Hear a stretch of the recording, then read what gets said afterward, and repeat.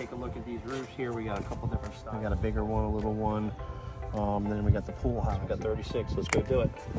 All right. So when you're looking at the tile, and you see a crack coming from where the nail is, that means the tile was lifted at some point and it actually cracked the tile. If you see them cracks down here, normally that's somebody that's foot traffic, but when they're up here, that's not likely foot traffic. That means that there was loose tile. If the tiles lift up more than like an inch, then that means there's wind damage.